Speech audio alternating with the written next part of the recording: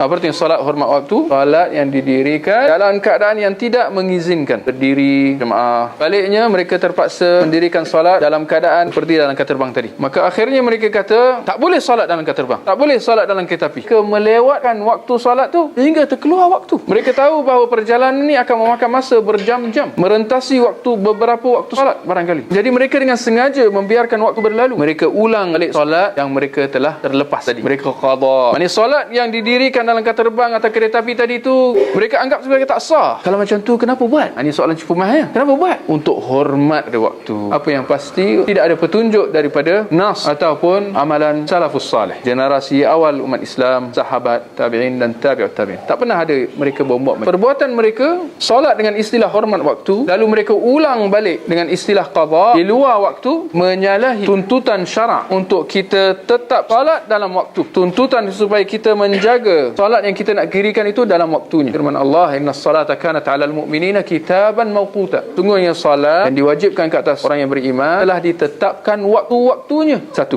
Yang keduanya, perbuatan kita menganggap bahawa salat yang kita dirikan dalam keadaan kita tak mampu untuk mendiri seperti rukuk dan sujud sebagai tak sah. Ini juga menyalahi nas-nas syarak, prinsip-prinsip umum syarak yang menuntut supaya kita menunaikan sesuatu itu sekadar yang kita mampu. Syarak tidak pernah menuntut supaya kita melakukan sesuatu yang di luar kemampuan kita. Seperti mana? La yukallifullahu nafsan illa wus'aha. Sesungguhnya Allah tidak membebankan seorang hamba itu kecuali dengan apa yang dimampu. Apa yang perlu untuk kita lakukan adalah kita kerjakan solat tu dalam waktu dan kita kerjakan semampu kita. Walaupun dalam keadaan duduk, walaupun dalam keadaan tak mampu untuk kita nak menghadap kiblat. Kerana kita mendapati bahawa syarak sentiasa memberi jalan keluar untuk memudahkan sesuatu ibadah yang nak dikerjakan. Salli qa'iman fa illam tastati' fa qa'idan fa illam tastati' fa jalisan. Solatlah dengan keadaan berdiri. Kalau tak mampu duduk, kalau tak mampu baring, kalau tak mampu wuduk tayamum. Dan kita melihat tak adalah sampai ke tahap orang tu tak boleh nak wuduk dan tak boleh tayamum. Itu memang jarang-jarang sekali lah. Kesimpulan kita kata tidak ada solat hormat waktu. Bahkan perbuatan mereka menganggap membiarkan waktu berlalu tanpa mereka solat, niat itu perlu diperbetulkan bahawa itulah solat yang sahnya, tak perlu diulang. Kalau seorang itu menganggap bahawa kalau disolat dalam keadaan duduk saja tak sah dan dia membiarkan sampai waktu berlalu dan dia dengan tanggapan dia boleh qada, kita kata ini lagi parah. Kerana hakikatnya tidak ada keuzuran untuk seorang itu membiarkan waktu solat berlalu tanpa disolat kecuali dua keuzuran, iaitu terlupa dan tidur. Ini dalam keadaan mata terlihat terjaga, so dia biar waktu berlalu, itu bukan satu keuzuran. Bahkan engkau duduk dalam keadaan macam tu, hakikatnya itu satu keuzuran